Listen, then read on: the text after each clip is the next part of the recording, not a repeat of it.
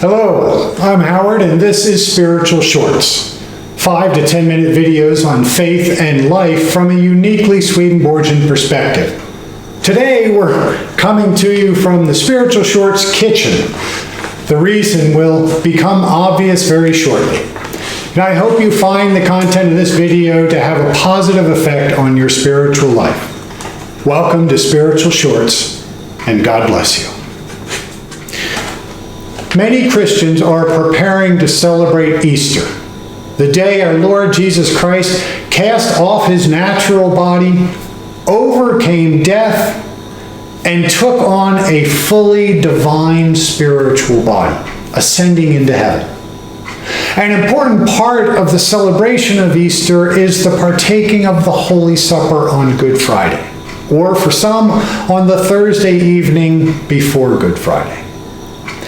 Today, however, we live in interesting times.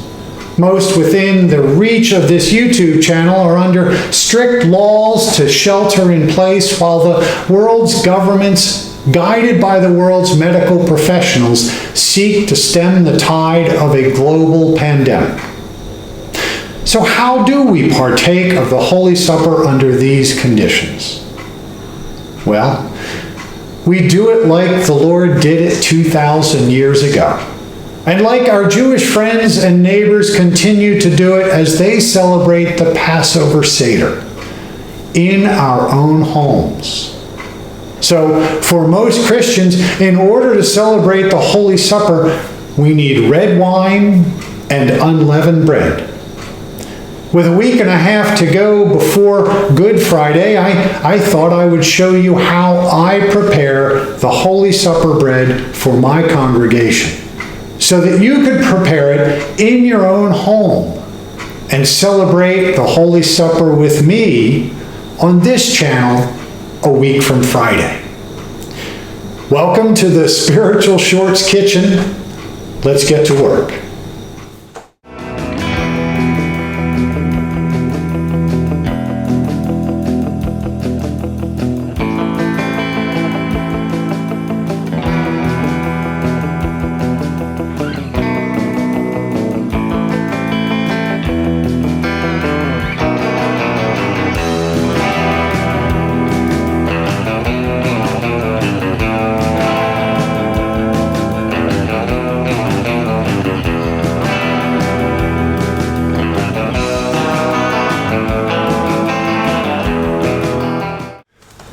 So there you have it, Holy Supper bread. I probably won't be doing a lot of episodes from the Spiritual Shorts kitchen, but then again, a good friend of mine did say one time, "Hey, I get it, Howard.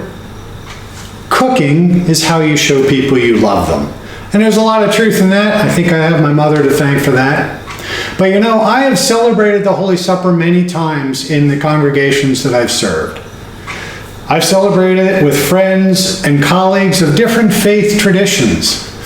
I've celebrated it in great cathedrals, and I've celebrated it in tiny village churches in England.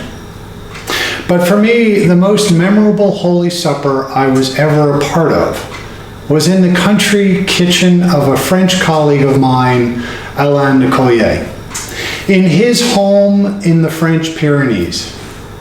Gathered around Alain and Jean's rustic table, we joined hands in prayer.